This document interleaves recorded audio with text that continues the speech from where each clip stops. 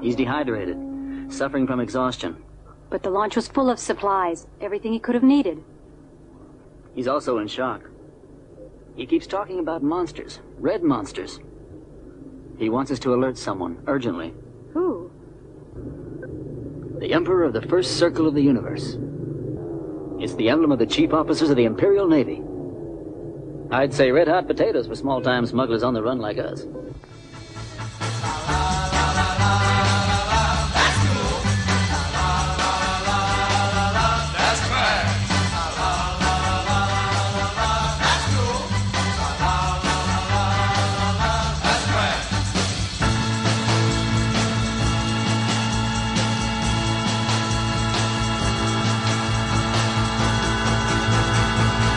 That's trash.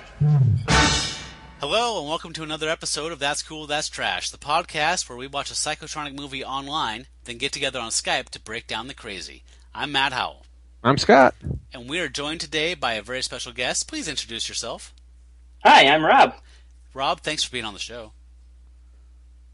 Great to be here, man. Love it. So, I've been online buddies with Rob for many years now. I've never had the pleasure of meeting him. You poor sap! Yeah, but he was a guest on a previous podcast I did that was a literature podcast. Wait, you haven't met him. Yeah. Are you sure he's not like some sort of program? He might be some really solid AI, but he feels real. Yeah, I think it's a spam program. It fits in with the theme for the movie, at least, so... That's right. Fair enough. Well, one's more intelligent than the other.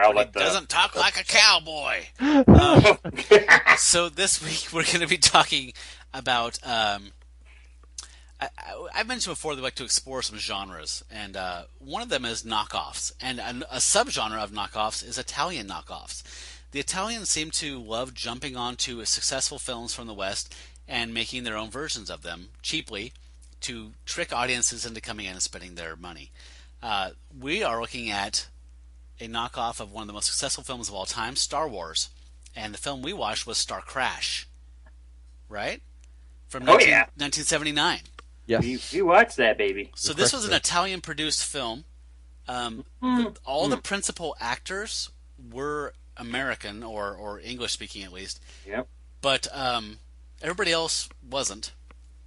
And it has an interesting result. There's half of it's dubbed, half of it's not.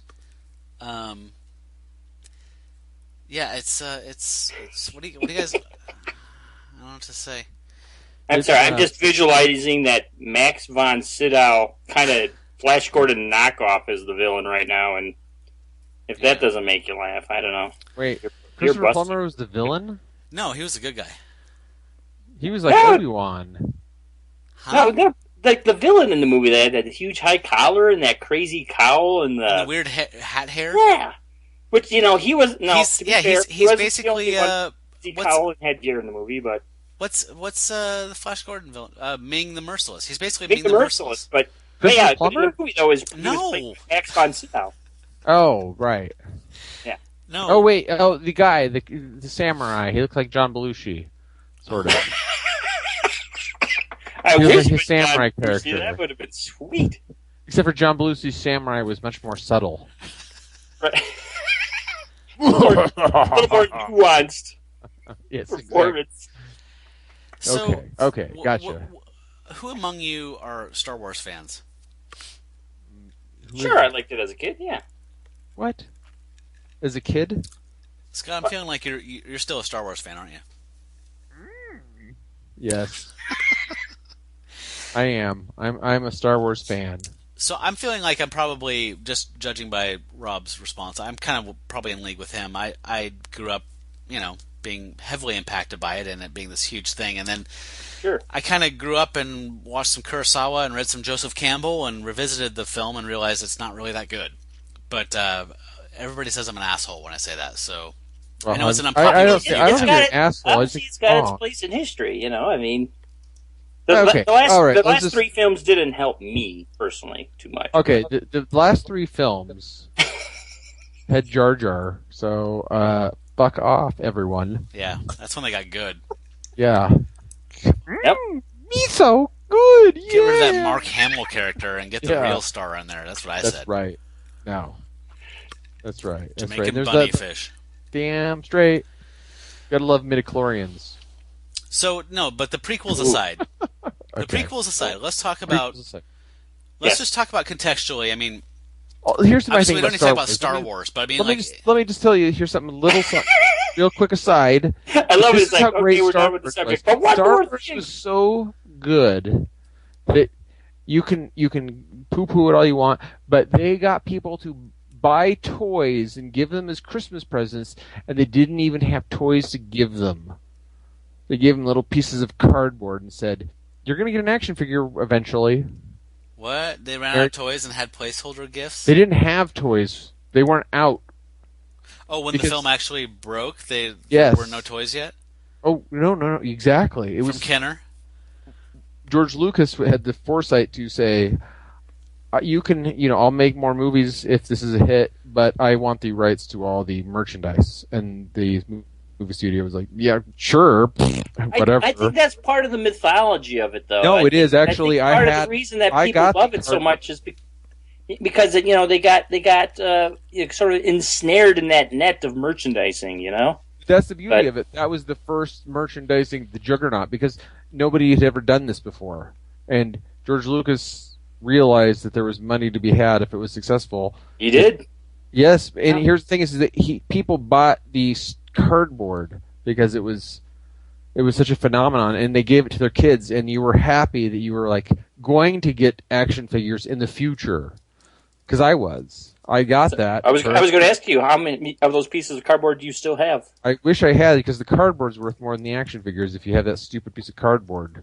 That is wild. That is wild. But that's how amazingly stuff. popular the movie was. The kids would get a piece of cardboard that said you were going to get a toy eventually. Now imagine stoked. Imagine all those characters being from Star Crash. Ouch. So, I mean, we're gonna have a hard time, really encapsulating what Star Wars meant culturally, but it broke box office records. It broke merchandising records. I mean, people went to see it multiple times. It's one of those first films where people are like, "I've seen it 50 times in the theater." Blah blah. So it's inevitable that people that are unscrupulous or whatever are going to come in and say, "We could supply them with something that's going to scratch an itch." Something, yes. It rebooted a genre. Evocative of this film they love, and but not necessarily the same cloth. And thus, you get a whole subgenre of Star Wars knockoffs. Mm-hmm. So you got to think our childhood. Our childhood is built on Star Wars. Battlestar Galactica. Yeah. I mean, everything was. I had the Death Star toy, for Christ's sake. Yeah, it was all about it. Oh, it was all about it. Everything was about Star Wars. Even if it was not Star Wars, it was about Star Wars. And that was, crappy sci-fi movies. And we would not be the same people that we are if it wasn't for the knockoffs, the ripple effect of this movie. I don't know, though, Scott. I mean, if the Star Wars franchise didn't exist, I feel like the My Dinner with Andre franchise would have really taken off, and the action figures would have possible. There's the new table set, the new Andre. I was thinking Motel Hell, but okay, yeah, sure. Taxi driver playset, yeah. I would so buy that. Oh my God, are you kidding? Travis Bickle with action mohawk? Oh man, with the little mirror right there, and you push the little button, and it's just like, "You talking to me?" Oh man. This is selling itself already. Oh my God! Now I'm getting excited. Yeah, it's like I need a little Jodie Foster figure. Like it's not complete without the Jodie Foster and the Travis Bickle. Like, especially if they all had like their own scent. Somewhere. It all kind of smells like hot, wet garbage. But yeah, someday a rain's going to come and wash these streets clean. I promise. And then you put in like Harvey Keitel's vest that has the bullet holes, and then you take it off. Right. Nice. Right. Man, this is gold. Jeez. Copyright. That's cool. That's trash. 2015. Okay. I'm sorry, I had to say it. I understand. You should copyright that shit. Okay, so the inevitable slew of rip-offs happens, and we're talking about an Italian one. So the Italians have ripped off Jaws. They've ripped off I don't know. Any number of... The blockbuster was essentially really created by Jaws, as far as my understanding of cinema history goes. That was the first Like, blockbuster. Jaws like was like the first... summer blockbuster. First summer, right? yes, summer. Thank you. Summer blockbuster. Right. Yeah. So that phenomenon was relatively new, because Jaws came out, what, 74? 74 or 5, 74, right? 74, yeah. Yeah, and Star Wars is a year or two later. Yeah, 77. Mm-hmm. So, Right. so this film has, I mean, really, how many of the people in Star Wars were names besides Alec Guinness when it came out?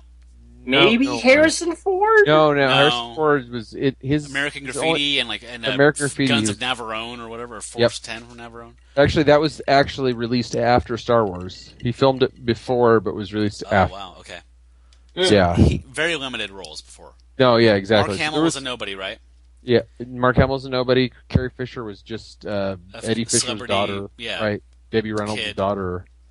It was basically Alec Guinness, Yeah, and the voice of Earl, James Earl Jones, but he was yeah. he was ethnic. Yeah. So, Seriously, yeah, it was like, I mean, they were hanging their hat on. They got Alec Guinness, and he was a big draw. Yeah. okay, so I'm gonna talk a little bit about the draw for me to Star Crash. So, you know how couples have like like a short list of like people you can have sex with and not get in trouble for. That's a thing, right? You guys know about that? Sure. Oh yeah, we've all got one. Okay. So there's also time travel ones, Mm-hmm. right? Because I'm not gross, but I've always had a thing for Caroline Munro since like late teens when I first saw Caroline Munro in a Hammer movie. So for me, the star of this film, who plays Stella Starr, Yes. she was in a movie that was made in Hammer's kind of latter days, that was intended to be the start of a series, but it didn't take off. But it was called Captain Kronos Vampire Hunter, and she was in it, and she was amazing, and I've had a crush on her ever since then. Sounds amazing. Which she wasn't in any of the Harryhausen movies, was she? Harryhausen? Yeah, the Adventures of Sinbad and Oh my God, she was in. Jason Argonauts? No, she was in the Golden Voyage of Sinbad, I think. She might have been. Yes, that think- sounds right. she was. But I recognize her from the Hammer films because she was in the vampire one, the one where they drink out of the casks. You know, where they put the spigot on the dude's neck. What's that one? Is that Blood Feast of Blood or Blood something? I hope so. Oh, it's a great movie. The only thing is, like, all I remember is that there's a part where they have a guy and they have a spigot in his neck, and I do remember her in that. You might be thinking of Ingrid Pitt. She's more known as a Hammer vampire gal. Yeah, this was one of the Hammer movies. Yeah, I don't think that's Caroline Munro. She was in Dr. Phibes, the Vincent Okay. Price movies. She was in. Oh, really? Yeah, she played his yeah. wife. She was in Casino Royale, the first Casino Royale with Woody Allen. Uh-huh. Oh, was okay. she really? Wow. She was in Dracula AD 72, the Hammer movie. Yeah, see, I was really disappointed with the remake of Casino Royale. It was nothing like the original. It was kind of a bummer. So, Scott, I'm pretty Should have sure... been Larry David, not what's his name, Daniel Larry Craig. David. I think you're thinking of Ingrid Pitt, but Carol Munro was in the Golden Voyage of Sinbad, which she's amazing in because she wears like a midriff revealing outfit the entire time. Yes. I'm totally obsessed with her. That's my little crush there, Yeah. man. Oof. So this film stars her and Marjoe Gortner. Do you guys know who Marjoe Gortner is? No. So he was the guy that looked like, remember like Mr. Goodbody? Yeah, Mr. Goodbody. The guy that wore the human organ leotard and Yeah. talked Oh, about yeah. So the guy that That looked was like disturbing. him kind of crossed with Willie Ames from Eight Is Enough. Or the guy I that thought- played the greatest American hero. Or William Catt, yes. Right. Yeah. And he sounds Totally. exactly So- like Will Forte. That guy who is basically he starts does. off as the Luke Skywalker, but he morphs into the Ben Kenobi character. Yes. He is Marjoe Gortner. And he became famous in the 70s because he was the youngest, licensed evangelist. So when he was a kid, he was like a child preacher, and he was kind of famous for it. And when he got a little bit older, he left the church and said this whole thing was bullshit. This is all a con. And they made a documentary about him about that. So in 1972, the documentary called Marjoe came out, and Marjoe is Mary and Joseph put together. His name was those two names put together. So there's a documentary called Marjoe. You can see it on YouTube. The whole thing's on there, where he's talking about leaving the church and about how his whole child preacher thing was a scam, and the whole thing is a scam. This whole evangelical thing is a scam. So he got really famous through that. And then he I think he was a musician for a while, and he did some acting, but this is that's who he is, the weird perm guy. And I think he sounds exactly like Will. When you watch this movie, Will Forte, his character from ESPN, when he does Greg Stink. I don't know that. I'm sorry. Here, listen. Here you go. I'll just give it to you. It's great to be here. You're my best friend, and I don't tell you this enough, but I love you. That is exactly what he sounds like in the movie. But that was actually Will Forte. That was Greg Stink. That does sound like him. So there you go. Okay. Briefly. When you're right, you're right. When you're right, you're right. You son of a bitch, and you're so right. You beautiful blow, you son of a bitch. Let's double back. I have a feeling this is going to be a loosey-goosey show. So for you folks out there in podcast land, we had a couple cocktails and talked about comics for about an hour before we started talking about this movie. So I apologize for our looseness, but I don't apologize for Normally anything. it's 2 hours. I'm an unapologetic son of a bitch. So let's back up and do in a word. So this is the point where we try and smush the entire experience of watching this whole 90-minute film into one word. Sorry. You there? I am there. Yes. I'm sorry. I was actually just sorry. I'm there for you, Scott. All right, timestamp. I was actually you disappeared. Oh, I thought you were like lost in the Will Scott. Forte. No, I was playing Greg Stink, and then you disappeared, and it was separate device, so which is weird. Scott, when there was one set of footprints, that was when we were carrying you. Oh man! I thought it was because it's appropriate with Mojo or whatever his name is. Marjoe. I'm going with Mojo. Sorry. Marjoe Gortner. Okay, so okay. One word. In a word. So we in a generally word. throw this to the guest first. Oh, great. One word. I thought about this a long time, fellas. So many directions I could have gone in, but I'm thinking Pepsodent. Pepsodent. All right. Please to explain. Oh, come on, that opening sequence when they're running away from the cop and they're like smiling with like those, blinding white teeth. Okay. It's like, come on, Pepsodent smile right there. Okay. I thought we were kind of numb to those. It's like Nick Cage, everybody's getting those fucking fake teeth. Everybody has fucking white chiclets in their mouth now. It's like, I know, right? It was either Pepsodent or Maybelline for the eyeliner. Isn't Pepsodent like an antacid? I thought that was the toothpaste. Pepsodent's like the Pepsodent AC. I take that stuff. No, that's I know what you're talking about though. That's what the hell is that shit? Look at this evocative conversation we've created. Wow. God. Now I'm obsessed with that because I used when I was a kid like he's right. The commercial Pepsodent is tooth where they powder. put the things in the Pepsodent. So I'm not wrong. No, Rob's right. Pepsodent is What's the stuff where they put it in the glass? Yeah. That's what I'm thinking of too. Like the denture. Right. It's like this the effervescent like tablets. Yeah. Renee uses it for her her appliances, her retainer. Right. You drop them off, in the glass overnight. Effordent. Cleans them and. You don't see those commercials Effordent. anymore. Do people not have dentures anymore? That's very. Because you don't see the it's very denture. hush hush, and there's the internet now, so they don't need to advertise. Well, I'm sure it's fewer people now with the advances we have in the dental sciences. Yeah. I'm watching the wrong channels because that was like part of my reality. It's like I assumed you hit 50 and your teeth fell out, and you had to get weird things weird tiles you'd put in water every night, and they'd turn white. I love it. By the way, I just assumed I just missed the commercials more than anything else with those weird fake horse teeth. Yeah. Why did they never show them without the teeth? Actually, though, I don't know. I mean, you can't. It's suggested, obviously. I mean, like the things are in the bubbling, stew, but You never got like the full gum on gum action, you know? Wow.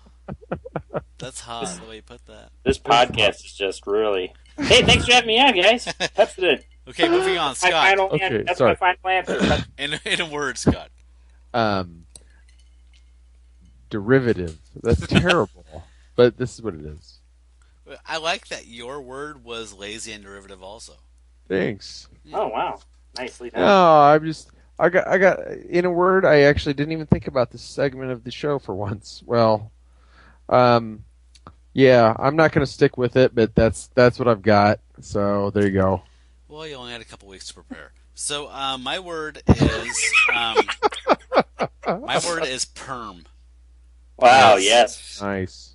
The aesthetics of this movie can be conveyed through a couple perms. Yeah. Gosh, I really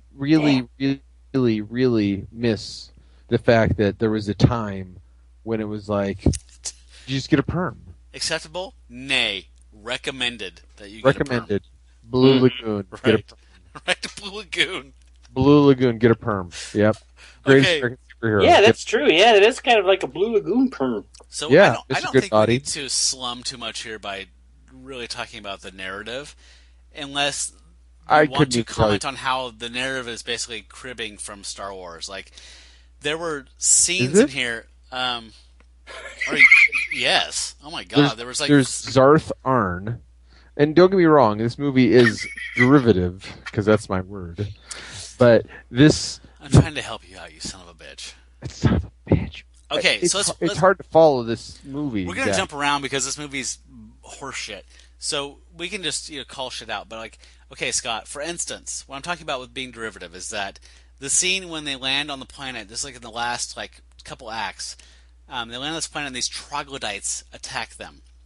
Oh no, those aren't those troglodytes. Are clearly they're called troglodytes by the star after the fact. So that's in Italian. They're actually dwarves from Lord of the Rings. No, they're cavemen. They're not dwarves.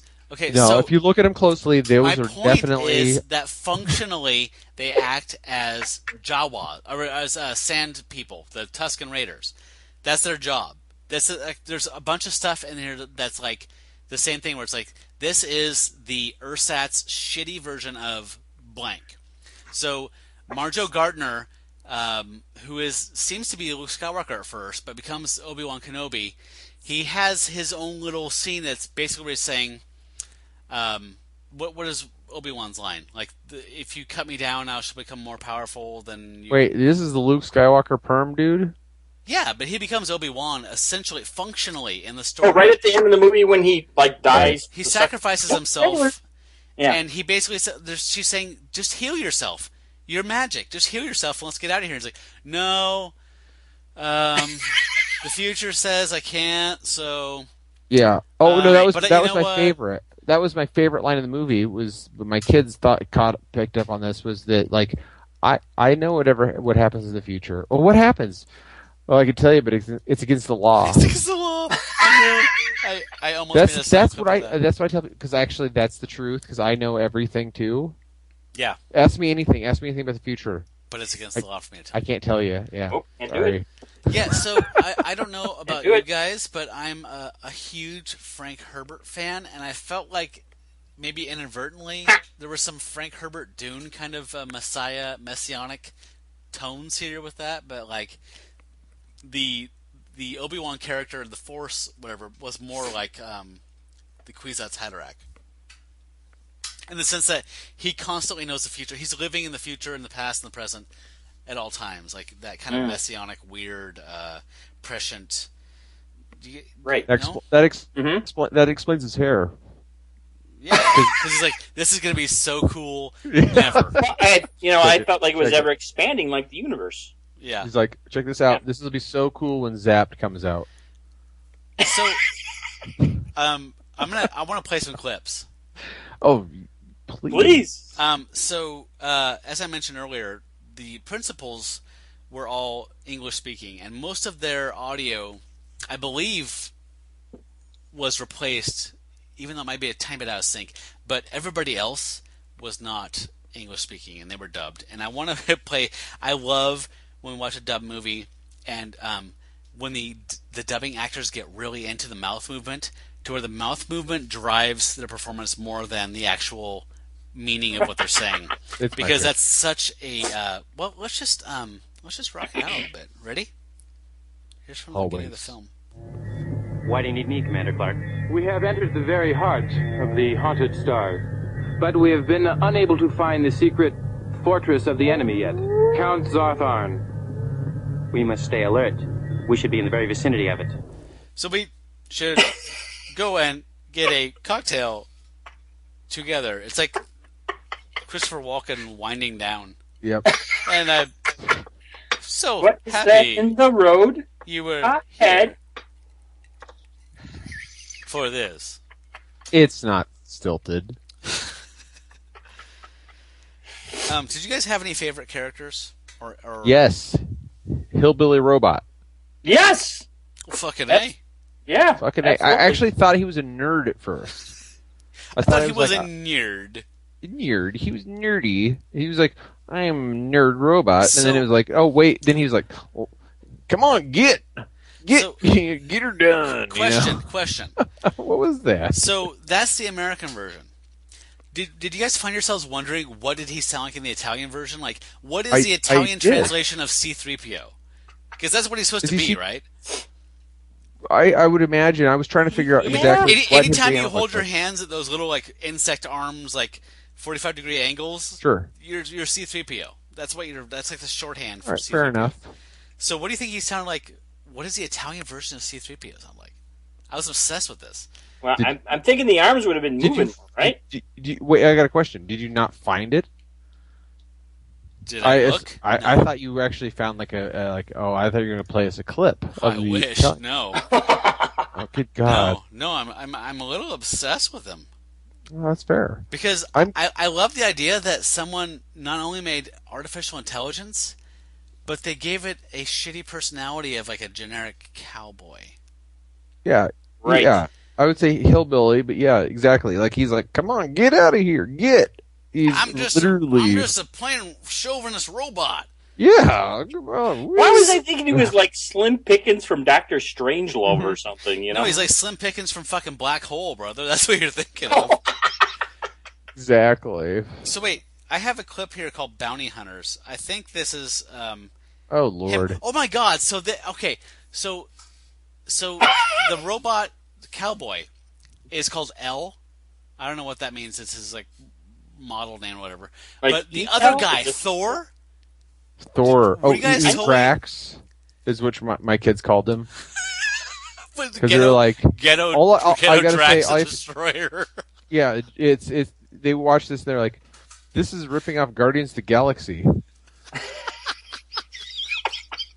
Like love that's that. not Drax. It does look like Drax. That's actually Mr. Clean.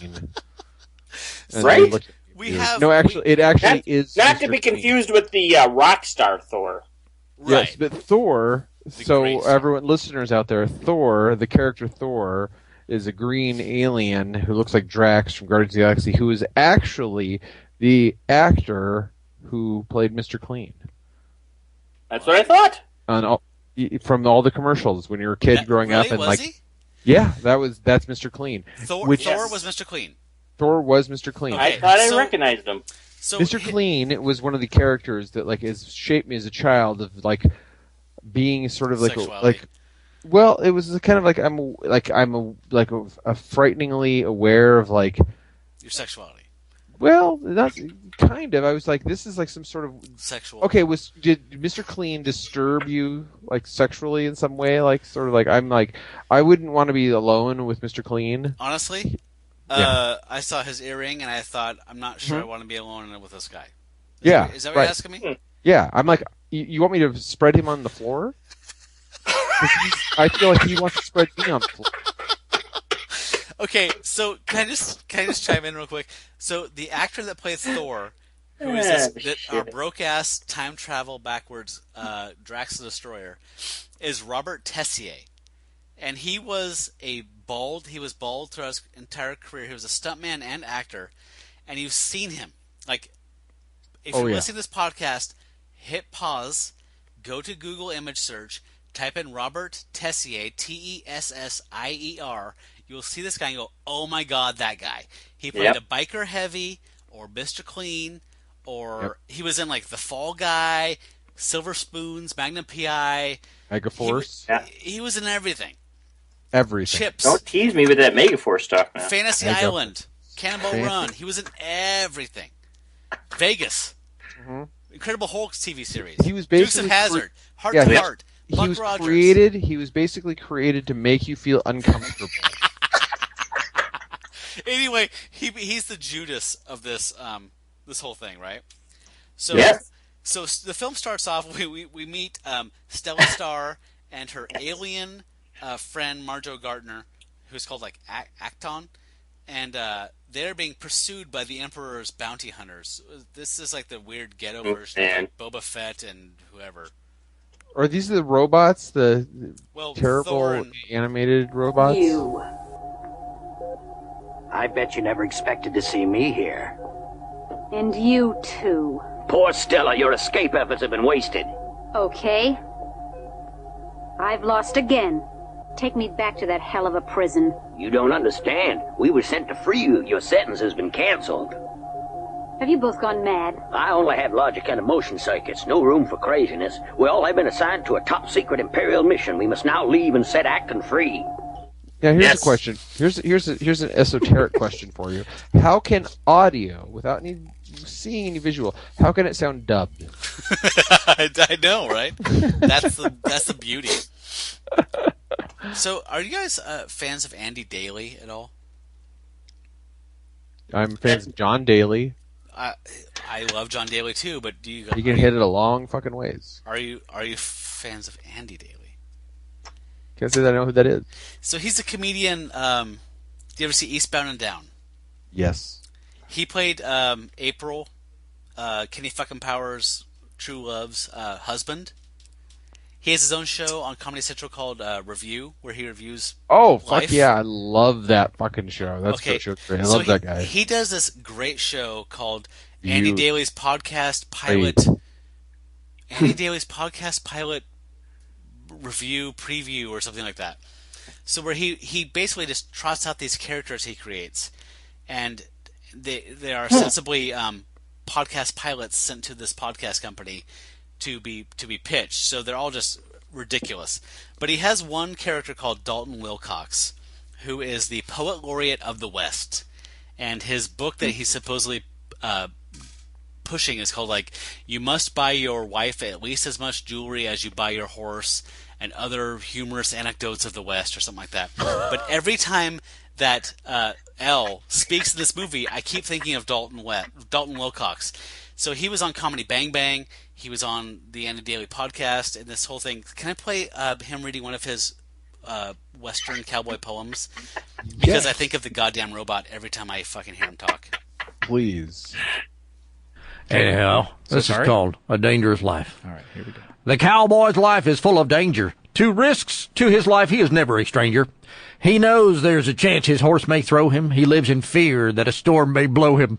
Of all the ways... boy. You have secondary rhyme, son of a bitch. Lost me already. Of all the ways the cowboy may meet his end, there are few against which he can defend. His rifle can't shoot the wind or the fire. It will not work against vampires who stalk the plains for cowboy blood and leave their prey dead in the mud. Every shadow that moves in the night gives the cowboy vampire fright. Vampires, vampires, vampires, vampires, with fangs as sharp as new barbed wire. They sneak up on cowboys, sit behind them on their horse, and ride that way for miles, of course. The cowboy riding unawares till he feels icy fingers brushing his hairs off of his neck to get a clean bite and reduce his pallor to a ghostly white. A vampire can look like anyone. Getting killed by one would not be fun.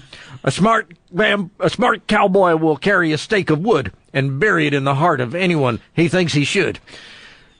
Some of these may turn out to be regular men, but better safe than sorry then.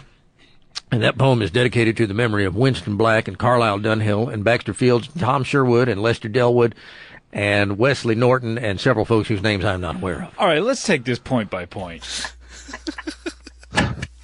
So that was by far my favorite part of the movie. I've watched it 4 times. I don't know if I remember that in the film, but I'm pretty sure I remember that monologue from the robot. So yeah, every time Elle spoke, to me it was Dalton Wilcox, Poet Laureate of the West. You goddamn city slickers. Well, it was an odd choice for a robot. It really was. But yet, our favorite character. So, yeah, I mean, can I just jump to some clips? Is that weird? Or? Well, no, it's fine. I just want to say, like, because I watched this movie a couple times, I'm still unclear exactly what's going on. Oh, I'd be happy to tell you. Well, I get the narrative, but this movie basically it's copying Star Wars, but it doesn't really make a lot of sense. So who's Christopher Plummer? He is the emperor of the first ring of first inner ring or outer ring of the universe. And what does he do? So the universe is divvied up into rings, concentric rings. So he has this one. The Ming the Merciless ripoff character, Zarth Arn, or whatever. You put a Z in it, it's negative. He has another ring. So he's trying to take over his sector or whatever. This is Zarth Arn. Zarth Arn. Gotcha. Okay. The guy with the dude with the hat hair. Samurai. John Belushi. Yes. Gotcha. Right. Hat hair. So what else do you need, man? Okay. I think you got it. Fair enough. You got to buy the ticket. Take the ride. I mean, otherwise, I took the ride. Did you? Did you? Yeah. I feel like you were fighting the ride. I feel like you were saying "let me off" the whole time. And I felt like I'd already seen Guardians of the Galaxy, and this was basically it. Right. This was made at the same time as the soundtrack, and my kids were commenting like, "The music sucks." I'm like, yeah, it does. And I was thinking like, oh, you just blast, frickin' some Peter Frampton, and my kids would have been in heaven. Yeah, well, we can't all have blue suede, It's like Fair. it's not fair. Disney's a juggernaut. Well, we didn't even get Blue Cheer. No, not even Blue Cheer. Yeah. So, can I tell you guys who my favorite character was? Like, if there were action figures of this, the ones I would have bought. Oh, yeah. So, when Stella Star and Acton get caught by the Empire, which turns out to be good for them in the end, but they're being sentenced, there is this thing... Is it actually called the Empire? I don't know. There's this thing that's like a face projected onto a claymation brain with tentacles. Oh, man. That is my favorite part of the whole movie. You know what that's from? The Supreme Intelligence. From Invaders from Mars. Is that what that's supposed to be? It was actually... I was looking at it, and I went and looked it up online. Do you remember Invaders from Mars, the old 50s sci-fi? Yeah, the original one, not the 80s remake, yeah. Right. That was... They took another face and superimposed it over the one from the... Oh my 50s. God, I just looked it up on Google Image. You're so right. That's... Oh my God, I thought I was thinking of this movie, but I was thinking of that movie. Yeah. Yes. Oh my God, it's totally that. Huh. I was trying to figure out how they got away with it, because there's anyone out there has seen Invaders from Mars, the old 50s. There's a glowing golden head with tentacles. Yeah, it's like it's like Quicksilver with tentacles and yeah, a giant and head and a face. Right. It's one of those things you see and you're like, this is familiar, and you're watching the movie going, I've seen this. I must know Star Crash.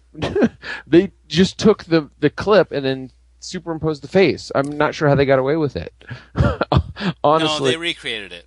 But did they recreate it? Yes. I thought because I went and looked, and it looked exactly the same as far as I could tell. But I didn't look at it super closely. No, actually, the original is better. So I can tell you it was a recreation to lesser effect. Fair enough. But they just it's funny because that's what they're like. Hey, you know what? 1950s Invaders from Mars, weird guy. Let's just do that. Nothing original here. That's your favorite action figure. Yes, that and the Caroline Munro and anything. Oh yeah. I'll take particularly the leather, like the Vampirella type of thing.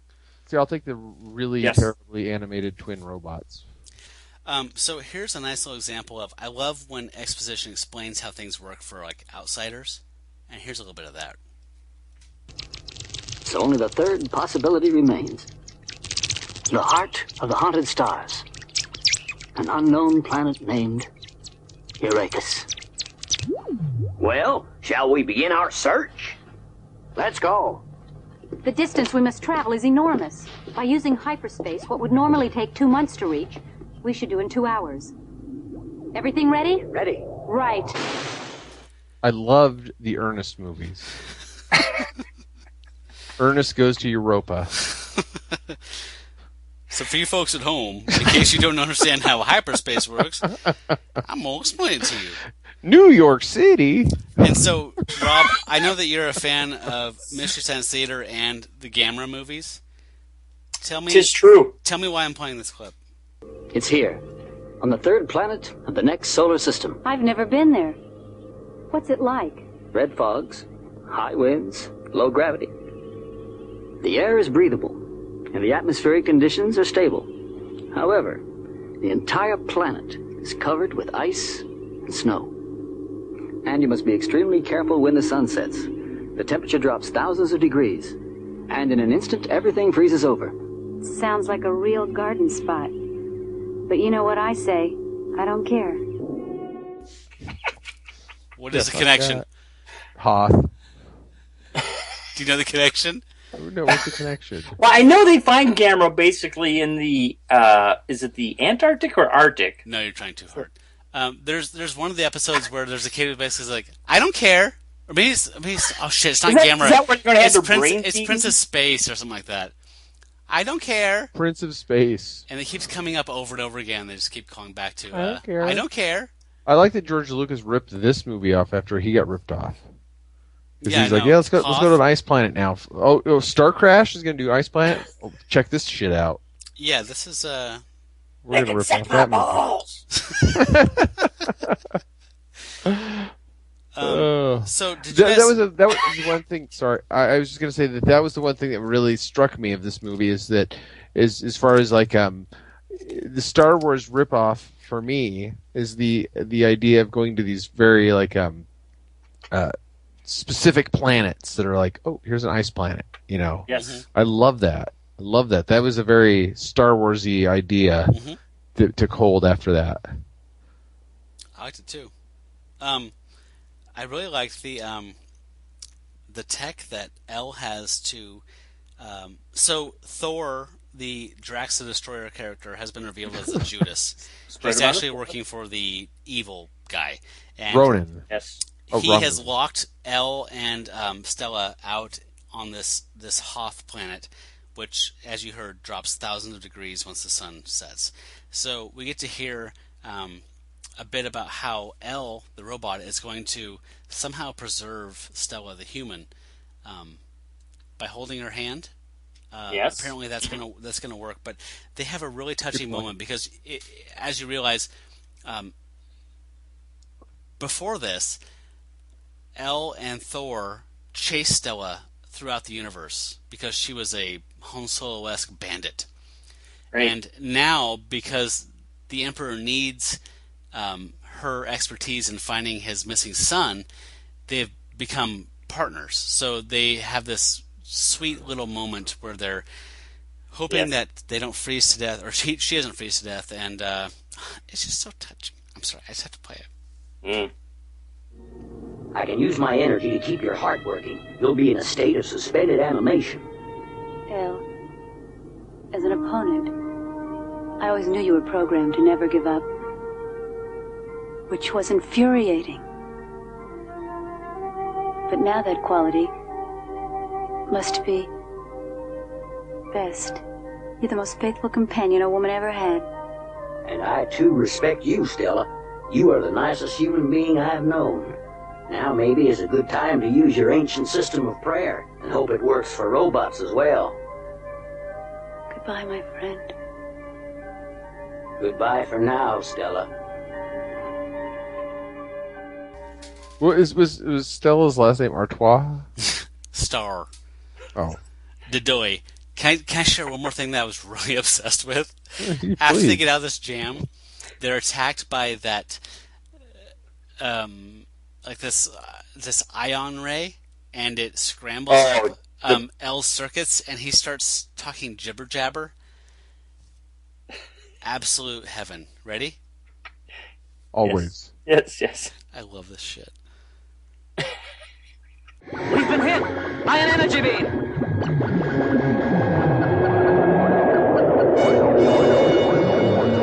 I am out of control! I am out of control! Look! What is it? It must be the Count's weapon! Ah! My head! Ah!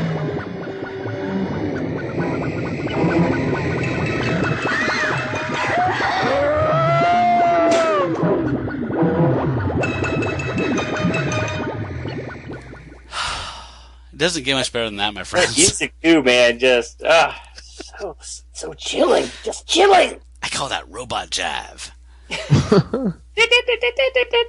So, what we haven't told you guys yet that's the point where they survived the most dangerous weapon of the universe, correct? The red blood cells, yeah. So we haven't told you guys yet, but the person they're looking for, the Emperor said, "Find my son. He was on one of these 3 ships," and the whole film has been taken up by this quest to find this missing prince. They find him. They don't realize he's a prince at the moment, but he's played by a young David Hasselhoff. Mm-hmm. Which he is. Which is part of why I said perm is my word.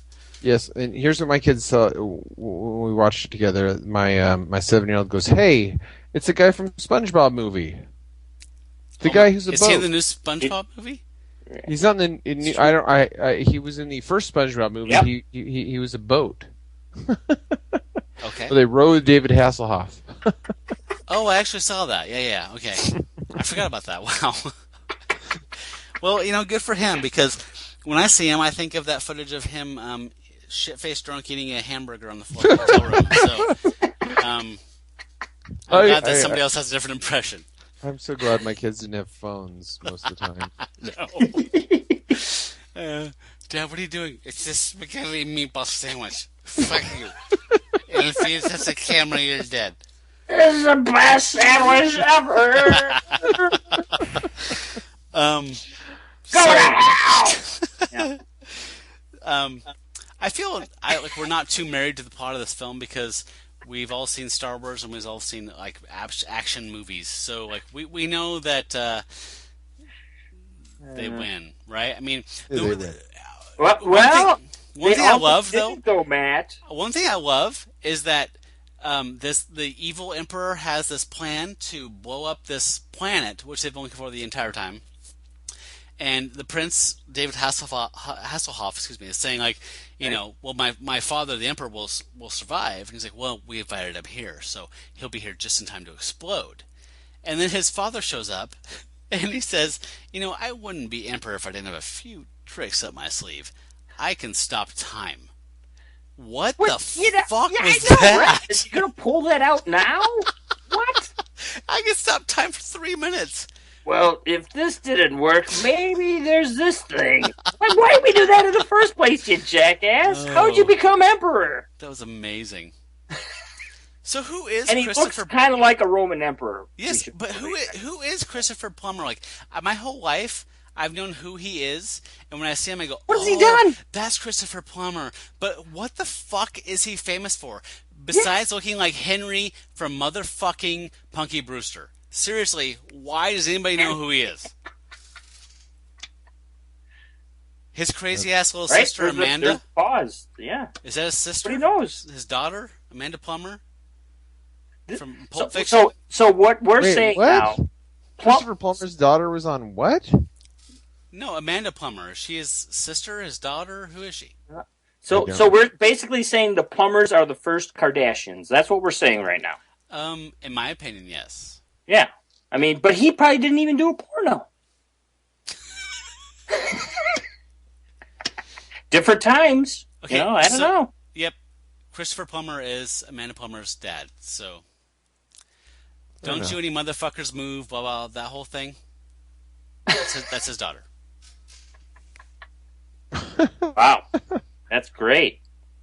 But he sits around, and I love that. Yes. At the end of the film, I don't know how he sits on that throne of his either. What's up his ass? Spikes on that thing. But I love that in the film he kind of just basically says, "Fuck it, fourth wall. Hey, what's up? Hey, we did it. We did it, guys. And something else is going to come up. But guess what? There'll be another threat. We'll another face time. It. Yeah. Y'all drive safe now. If you're drinking, don't drive. Right. Do you think they threw that in there because they felt that somehow the producers or director felt they fell short? You know, it's like, we're maybe at an hour 15. Maybe if we put in some sort of dry soliloquy here at the end, you have to say we can pad it out to 118 or. Yeah, because they drove Cloud City into the Evil Emperor's thing, and they also had their own floating city, so that's another thing they should retro sue for. But they drove that into his thing, and then it's like, well, we have to wrap it up somehow. Guys, we got Christopher Plummer here. Christopher Plummer, do you realize what that means? Yeah, he was that guy that was in that thing. We don't know what he was in, but he was in a thing. He sounds vaguely British. He's important. So I don't know. Do you guys want to address anything else in the plot before we move on to stuff? I mean, it's Let's see the plot. Like the troglodytes are these sand people, and they were those the cave Jawas. Yeah, and they beat L up, and he's in pieces, and then he gets put back together again. They kind of visited the troglodytes twice in a way, because the first time was like with the Amazonian women, right? Oh, right, yeah, totally forgot about that. Yeah, right. Yeah. And then the robot sneaks up behind to save Stella because he grabs the Amazonian queen, right? Wait, this is during the desolation of Smog, right? Yep. It's like, right, the dwarves I'm gonna blast her if you don't let her go. That's right. Yeah. This is the troglodyte scene. This is the Amazon scene he's talking about. Oh yeah. Okay. But I mean, essentially, they kind of duplicated the. It's Tusken Raiders, right? I mean, yeah. Well, but the Amazonians, and then like the cavemen or the troglodytes. Yeah. They look. I'm serious. Just this is serious. They look exactly like the dwarves from the Lord of the Rings, except for like emaciated. I'm telling you, take a look at them, and I swear there's one. I'm just each thinking, one of them. They remind me more of the trolls from Troll 2. But yeah, I see what you're saying. Oh man! Like when one of them first pops up, I'm like, oh my god, it's like an orc. I'm like, oh wait, actually it looks like a troll from Troll 2. Good try though. Like, it's more of a leather chew toy than a New Zealand mass-produced mask. But that's one thing. Yeah, good try. So sadly, no sequels. Yeah. What are you going to do? So we have to limp along to a final judgment here, and I have to... oh, man. Oh, okay. I have to give it to the guest here. He gets to the final judgment. Is this cool or is this trash? This is cool. I didn't even have to think about it. This was cool. I mean, I think this is the personification of that Saturday afternoon movie that, for whatever reason... obviously it's a time waster. Oh, yeah. Arteria 1. But you are watching it, you don't know exactly why, but then you walk away from it contemplating it, probably asking that same question, why did I just watch that movie for the last hour and a half? But yet I can't stop thinking about it. So yes, this movie is cool. All right. Scott. Wow, this is a hard one. I watched this with my kids, and I also watched it alone, and I kind of enjoyed it, and I kind of didn't. I feel compelled to barely. I'm gonna put this on a cool. Just barely for me though. It's not quite like one of those ones I'm like knocking down the doors. You got to watch this, but it's kind of a fun diversion. It's goofy. It's the hillbilly robot. Mr. Clean. I feel like I'm gonna get I feel like I'm watching. He's a child molester. I don't know what else to say. He probably isn't really, but I felt that way, and that was Wow. how I always felt about Mr. Clean. Okay. He's gonna diddle me if I'm alone. So that guy died 25 years ago. Right. And Christopher So, Plummer I guess always say whatever you confused. Right. And Christopher Plummer always confused me. And Yes. still not quite sure what he Still was the in the mystery. movie for. Yep. Or why he's famous. Ultimately. There we go. Right?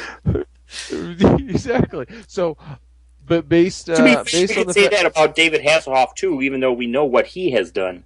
right, he was in SpongeBob. So But you can name something. I mean, like, seriously, Christopher Plummer is one of those, like, he's one of those actors, like, you put him in your production, it gives it a little bit of class, but why?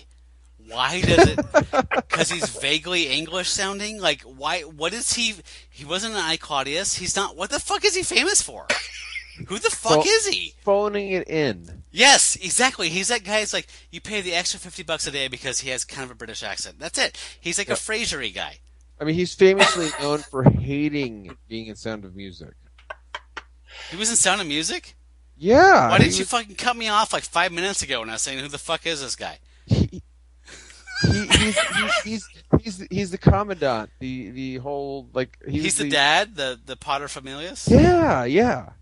I don't watch musicals because I'm straight, but you know what? Well, I appreciate that. He hated every minute of being in that movie Because Julie Andrews. Well, he was like, this is a musical. I'd lock that shit down. That's fair. Yeah. Yeah. Well, he was probably only if she's in Peter Pan garb. She actually had talent, so he was. He was repelled. Well, so back to my judgment. I will give it a very, very, very barely. I'm going to tip it to cool because there's something to like if you like crappy movies and you have children. This is suitable for children. That is true too. Yes. So if you got kids, it's a cool. Okay. Otherwise, I'm just gonna leave it at that. Okay. He was Captain Von Trapp. You're right. God, I thought you were lying. Nope. Just to impress me. Thanks. I do lie to you. So I mentioned this to Scott, Rob, and we have a little IM kind of thing going on sometimes when we watch our movies. But we actually did we sync up, Scott, or you got distracted? We actually had a night where like, you know what, I'm going to watch this tonight. I'm watching it right now, and Scott's like, oh shit, I'll do it too. So we're doing it together under the same stars. Yeah, but I think he got distracted with something else. But anyway. I like that. My initial response after watching it was like, I like it. It's like when, and I don't know if I'm excluding you through originalism thing here, Rob, but like it's like when your grandma took you to Woolworths. Does that ring a bell? Woolworths? Sure. When you're a kid, you go to Woolworths or Newberry's, and your grandma says you can pick out one toy. You're like, oh, okay. And you're looking around, it's like, okay, there's no Star Wars toys here. What Star Crash at Con? Well, these are on clearance. I can get an Atcon, I can get a Thor, and an L doll for the same price as like a Luke Skywalker. Okay, I'll get all these. Yeah, why not? And they're oddly comforting. Like, you know they're kind of shitty and broke dick, but in that weird way, like, I like them because they're kind of shitty and off-brand. Yes. So this whole movie is that to me. This whole movie is like a broke dick fucking knockoff action figure thing. Like, it's comforting. Like you're saying, a Sunday afternoon matinee, like that same thing. Like, sure. It's raining. I don't feel like going out and doing anything. I'm kind of tired. I just want to be on the couch and watch a shitty movie. Oh my God, Star Crash is on. Yes. Long story short, I give it a cool. It's worth watching. It's worth watching. It is. And Caroline Munro is in it, and she has patent leather, like, fucking undies on and shit. I mean, like, if She's nothing else, bikini. I would watch her, like, do her taxes. Yeah, totally. My Fully kids clothed. were watching it. My 7-year-old is started watching it, and she comes out and she's got a bikini on, like a bikini, and he looks at me and goes, "Sensible." I got a slow clap for Max. Or no, it's Parker. It's Parker. Sensible. Sensible. my understanding is... Which, if we're recapping, was not a word we used to describe this film. No, but it should be sensible. I think nonsensible. Or insensible. So, we have 3 cools. Really 5. Yep. Because I was trying to move. I was trying to seg on. Thanks for dumping on the seg. So you have a little audio where you actually. It's like a Jimmy Kimmel bit. You talked to your kids about this, right? I did. Let me. Let's just hear this, and you can. So just to reference, how old are your kids? 7 and 11. Okay. All right, here we go. Oh, they're 7 and 11. Oh, sorry. Like, there is, like, the walking tin can, I think he was, like, supposed to be, like, C-3PO or whatever, but he was probably the strangest thing, and there's, like, the Drax. Drax? Yeah, I guess, like, Drax? this, like, I guess you would think the weird dude, I can't... The green guy? Like, from, like, Guardians of the Galaxy? Yeah. He's like that. He's weird. And then there's... Do you feel like it ripped off Guardians of the Galaxy? Yeah. Kind of. Yeah, kind of, except... Except it's older and crappier. Yeah. Like, the one scene where he, like, the guy with the lightsaber tries to stab the robot, and he goes, like, it doesn't even go through him. That was pretty bad special effects. Probably the worst I've seen. Yeah. What was your favorite part of the movie? The part where the cavemen's come out of nowhere and just, like, smash the robot's face for whatever reason. Fair enough. What was your favorite part? I think it was, my favorite part was when Tin Can gets blowing up. But the caveman, they just hit it. Like, smash his face and knock his face off. So, the big question is, so you think it's a Guardians of the Galaxy ripoff? Pretty much? Yeah. I mean, it seems like it would be, except for it's way older. It's like the prequel to Guardians of the Galaxy. The caveman just like the caveman like watching and then just seems like Is it cool or is it trash? I would say it's worth watching, but so it's. I guess cool. You'd say cool. It's worth watching. So you'd recommend this to your friends. Say, hey, come over here and let's watch Star Crash. I would say, hey, come over to my house and watch it. This is so ridiculously I'm so happy right now. I know. Well, I think, it's cool because, I would invite my parents over to watch. I would be like, hey, do you want to watch Star Crash at my house? It's so, the animations are so bad. It's worth watching. Take your friends. I don't even know why we did this recording. Right there. Well, thanks, guys. Thanks for being punished. So, your bad grades. Oh, well, I got all my... I think the grades were 0. Well, it was either this or take away your video games. So, You're a cocksucker. Alright, thanks, guys.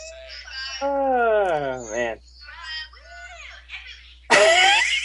So, 5 cools. It's Come on, guys. Now you're hamming it up a little bit, alright? 5 cools. I'll accept that. So, jeez. Wow, man. Highest rated movie ever. So, Rob, we typically That's like Michael Phelps right there. It is. And they were so baked, so it's totally like Michael Phelps. Had Subway sandwiches in their pockets. We typically do an antidote for movies that need an antidote. I think we should do what you were just about to say, an anecdote. Anecdote. So anecdote. So the question when I was is, a Rob. kid, No. Oh, go not ahead, an anecdote. Go ahead. No, I was just going to give you an anecdote, but So- we'll go with an anecdote instead. I'm just going to say that we have a precedent of like not doing an anecdote when there's a unanimous cool. Do we Right? want to skip it? Oh. Oh, I don't know. I think you we could should always let it. throw it out there, I suppose. I mean, If the snake bites you and it injects you with mescaline and opium, do you need a fix? yeah, you kind of got That's it. a tricky Yeah. one. Wow. Yet I feel, even though this was a 5 cool unanimous, I feel like that it was so tepid that I think an antidote could be in order. Okay. you know. Now, do we have to actually inject them with venom? Would this be like a first, where we have to actually recommend like a really shitty film? This instead of an antidote, it could be more of like or anti-venom. It could be more of like a for further study, An aside. Oh, a sidebar. right. Uh. Side. So, Rob, tell us what that is. We talked about this. That was Beyond, Battle Beyond the Stars, right? Yeah. So that's Roger Corman produced. I think that says it all. Yeah, Roger Corman kind of, Roger Corman's a renowned guy that worked for some studios that came in under budget and ahead of schedule, so they loved him. And he made some great films. Attack of the Crab Monsters, X, The Man with X-Ray Eyes, Death Race 2000, and he made Battle Maybe Beyond the Stars. Yep. And it's a beloved sci-fi version of The Seven Samurai, starring Robert Vaughn. What's the other guy that played John Boy? Yep. I'm totally blanking on his name. George Papard's in it, but Richard Thomas from Thomas. Yes, Richard Thomas from It.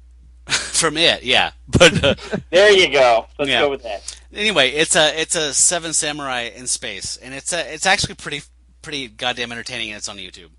And I was actually going to recommend as an antidote, but we didn't really need an antidote. It was Megaforce. Oh yes, starring Barry Bostwick from Spin City.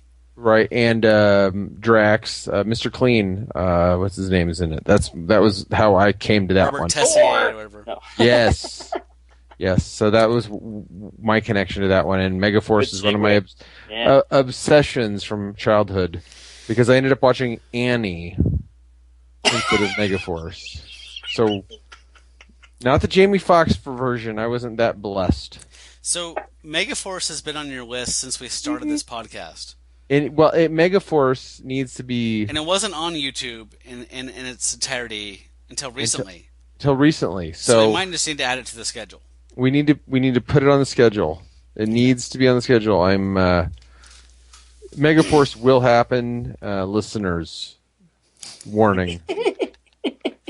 Well, it's nice of you to give warning. You're Thanks. such a sweetheart. I thought it was a Chuck Norris movie, heart. but it's actually I confused Chuck Norris with Barry Bostwick apparently. Yeah, which is weird. It's the hair and the beard. I thought everyone with blonde hair and a beard was Chuck Norris in the 80s. So there you go. Well, those were different times. Fair enough. So next up, Scott, we're going to be talking about a movie called Bloodbeat from 1983. It's about a woman who lives in a deer hunting country in rural Wisconsin who is possessed by the spirit of a Japanese samurai warrior. And when I think Wisconsin, I think Japanese warrior. Yeah, it's. I think I've seen this. I really doubt it. It's a odd little number. I haven't seen it yet, but it's. I've read a bit about it, and it's pretty obscure. But there's the ghost of a samurai warrior and sex and violence. It sounds very, very freaking weird, but it's called Bloodbeat. So we'll be watching that soon. This is gonna be like Sinful Dwarf freakiness. I hope not. I hope so. That song though was Fair kick enough. ass. Right about that. Yeah. All right. Well, I'll give my kids a review next week. Okay. Oh, so good. Yeah, you might want to preview it, but yeah. Just they're on board. So hey, everybody out there in podcast land, thank you so much for listening and putting up with us tonight. We've had a great time talking. We put ourselves before you, which is probably the cardinal sin of podcasting. But and Rob, thank you so much for joining us tonight. It was great to have you on this show. It's been great talking to you on the other show, but absolutely a blast, man. Thanks. Yeah. So yeah, please tune in a week or And so. I'm sorry. I'm just going to throw that out there, Oh, you know what? I'm sorry, Rob. Apologies are my bag.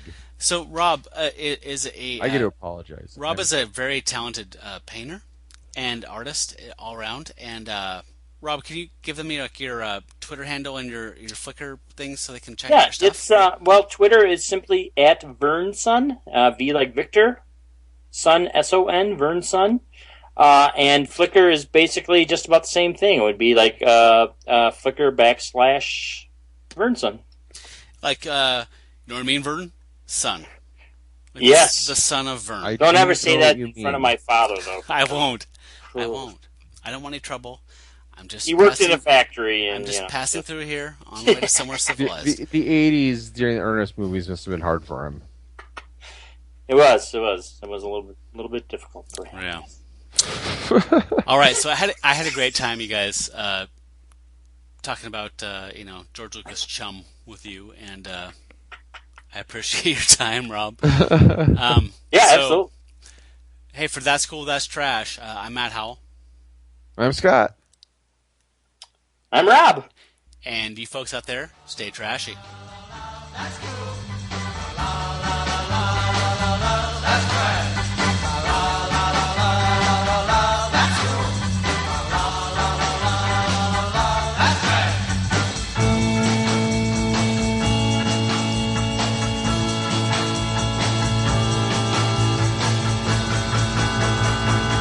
That's trash. It's garbage, folks. Adios, Choctaw.